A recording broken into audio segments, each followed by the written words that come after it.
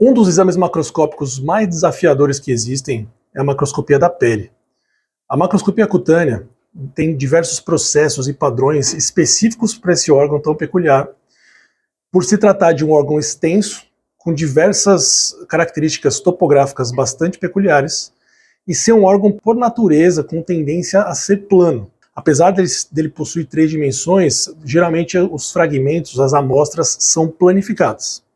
Então, como a gente faz a macroscopia da pele básica? A gente vai discutir isso aqui hoje. Lembrando que existem algumas exceções para essas regras que a gente vai colocar. Então, a macroscopia da pele avançada inclui algumas doenças mais raras, como, por exemplo, a alopécia, que são as doenças do cabelo, e alguns tipos de tumores especiais, como, por exemplo, o melanoma, que tem algumas macetes que a gente vai falar depois na macroscopia da pele avançada. Na macroscopia da pele básica, que a gente vai falar técnica hoje, a gente vai tentar cobrir a maior parte desses exames para ter uma segurança na hora de fazer o básico desses exames. Então, para começar a discutir, vamos primeiro falar sobre a estrutura da pele. A estrutura geral da pele, a pele tem 3 camadas. Cada uma das camadas possui uma característica histológica, cada uma das camadas possui uma função, cada uma das camadas agrupa um grupo de doenças, e por isso essas 3 camadas, quando você está falando de doenças dermatológicas, especificamente em doenças dermatológicas inflamatórias, ou seja, não tumorais, é interessante você visualizar essas 3 camadas de uma forma bem orientada, da melhor forma possível. A epiderme, que é o revestimento da pele, que tem a principal função de impermeabilizar a pele e defender a gente, separar a gente do meio externo.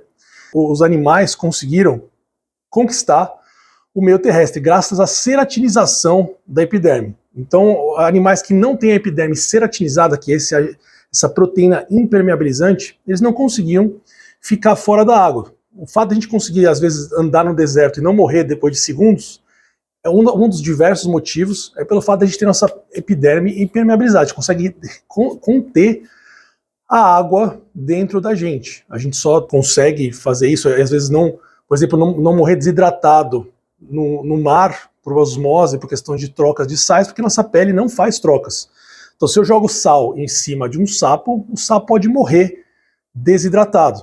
Se eu jogar o sal na nossa pele, graças a Deus, não acontece nada conosco, graças a essa função de impermeabilização da pele.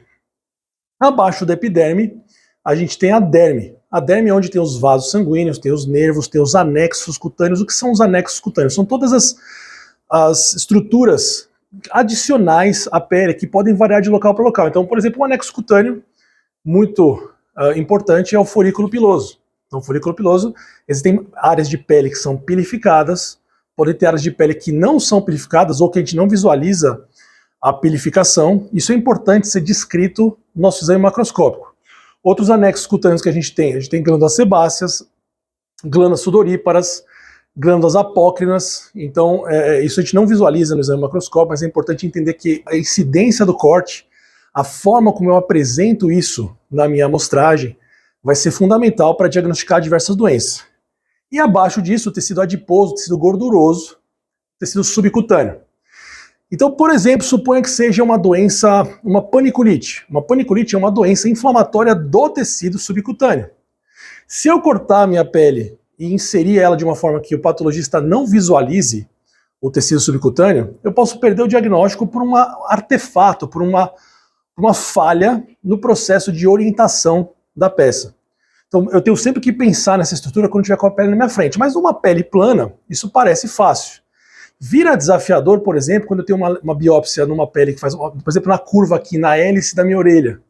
Por exemplo, no nariz. Você pode receber uma amostra de pele que ela não é perfeitamente reta, ela não é perfeitamente plana. Então é importante eu estudar como que eu vou amostrar, como é que eu vou cortar essa pele para que haja a melhor visualização possível no microscópio. Para isso, além do conhecimento, através da orientação do médico patologista, qualquer caso minimamente desafiador, é fundamental consultar o médico patologista para saber qual que é a melhor orientação. É fundamental um trabalho em equipe, tanto do profissional de macroscopia, quanto do profissional de inclusão tecidual. Então é importante ter essa parceria, é importante ter essa comunicação, para que muitas vezes o que você corte não seja mal orientado. Às vezes você pode fazer o corte perfeito, Mas quando chega o cassete, depois do processamento, o cassete fica plastificado, o material, né, fica plastificado, fica com uma coloração diferente. O macroscopista pode fazer perfeitamente, mas na hora da inclusão, o histotécnico responsável pela inclusão não fazer uma boa inclusão, e aí todo o esforço do macroscopista ser perdido. Então essa comunicação é muito, muito importante. E quais são os fragmentos, quais são as amostras de pele que a gente pode receber? Uma das mais frequentes que vocês vão cruzar com ela é o fragmento cilíndrico de pele. O fragmento cilíndrico de pele é fruto de um procedimento feito com o que a gente chama de punch. O que é o punch?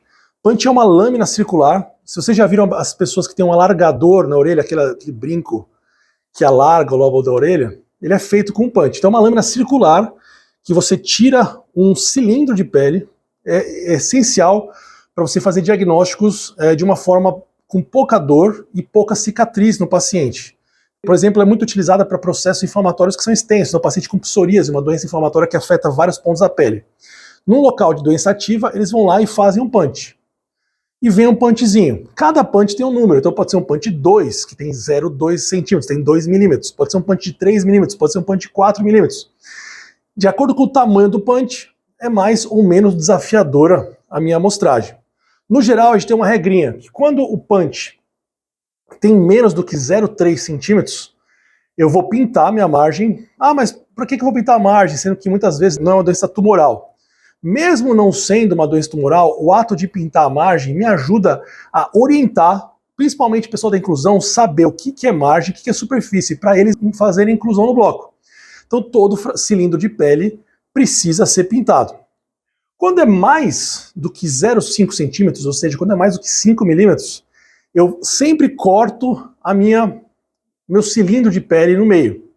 E por que eu faço esse corte? Porque geralmente o centro do cilindro, quando são cilindros maiores, quando são punches maiores, geralmente existe uma chance maior de ter uma lesão tumoral. Às vezes um nevo, às vezes uma lesão tumoral até benigna, mas eles podem tirar elas através de um punch maior.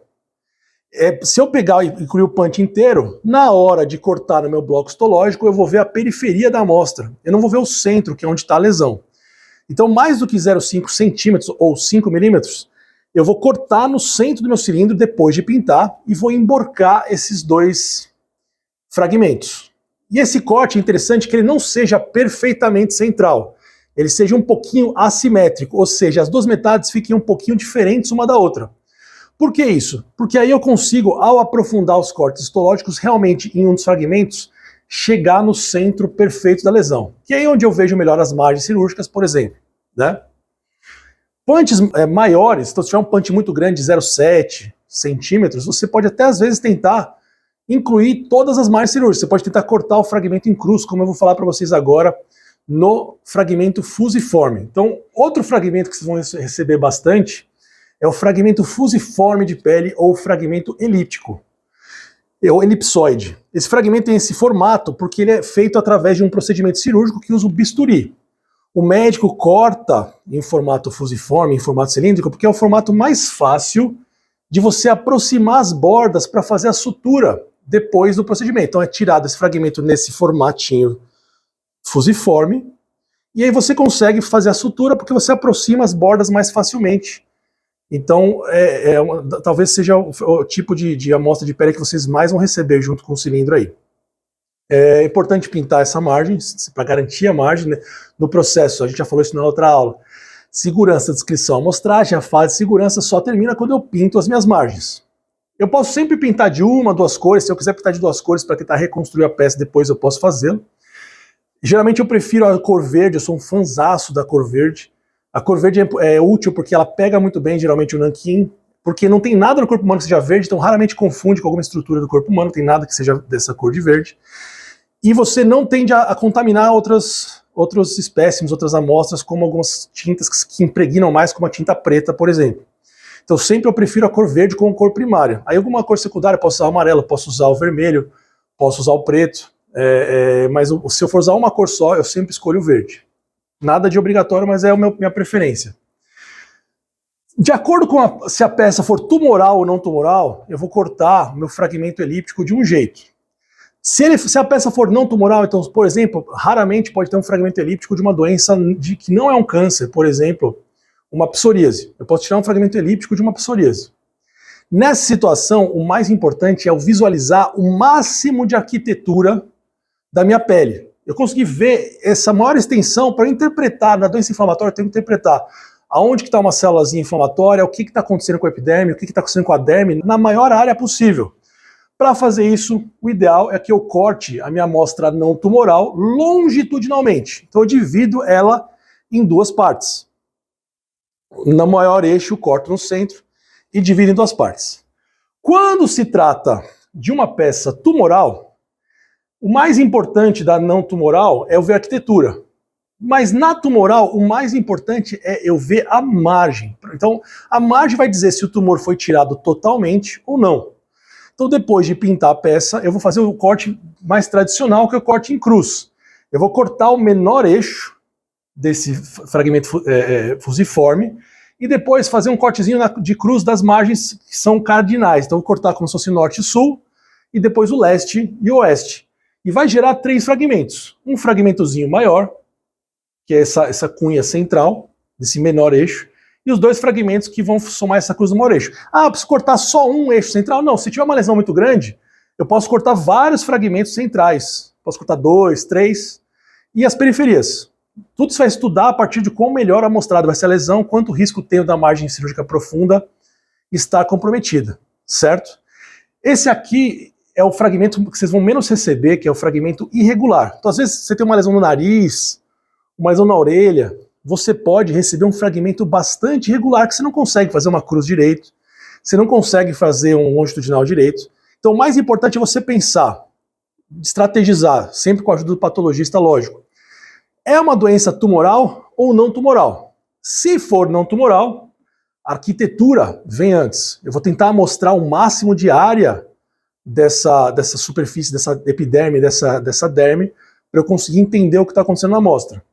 É uma lesão tumoral, eu vou me preocupar com a margem. Então sempre vou focar na margem tumoral mais próxima periférica e na mais próxima profunda. Às vezes você não vai ter certeza qual que é a mais próxima periférica e qual que é a mais próxima profunda. Então você vai incluir o máximo de margens suspeitas e próximas que você achar que possam estar comprometidas. Então você vai precisar sempre, na amostragem, lembrar, regra geral da patologia, 1 corte por centímetro de lesão de maior dimensão. Então, se a lesão tem 10 centímetros, eu vou fazer 10 cortes. Que nem eu relembrei para vocês na outra aula, não precisa ser 10 cassetes. Pode ser 10 cortes em 2 ou 3 cassetes ou 4 cassetes. Eu posso cortar só os cortezinhos, quer dizer que eu tive uma boa amostragem da lesão. Somado a esses cortes, vai ter as minhas margens. Lembrando que na margem pode sair a lesão, no corte de margem. Então, se eu já incluir um corte de margem que saiu lesão, eu não preciso incluir mais um corte de lesão. Esse corte de lesão já conta. Certo? Então, lembrar que eu vou ter que mostrar a lesão de forma representativa e as margens mais próximas de forma segura. Certo? Parece mais difícil do que é importante botar isso na prática. Quando tiver qualquer dúvida, o patologista, especialmente eu, estou sempre à disposição para ajudá-los, para orientá-los, certo? Das macroscopias mais comuns, mais frequentes que vão fazer, é importante sempre prestar bastante atenção aos detalhes, porque muitas vezes um corte numa incidência errada pode fazer toda a diferença. Lembrando que isso não se aplica para alopécia, a gente vai ter uma aula específica de alopécia, de perda de cabelo, então doenças do cabelo. Não usem esse sistema básico, é um sistema mais avançado. E para melanoma. Melanoma é uma macroscopia avançada bem específica que um corte pode fazer toda a diferença na vida do paciente, então tem que fazer com muita cautela num processo bem específico. Certo? Obrigado pela atenção de todos que ficaram aqui até o final e até a próxima aula.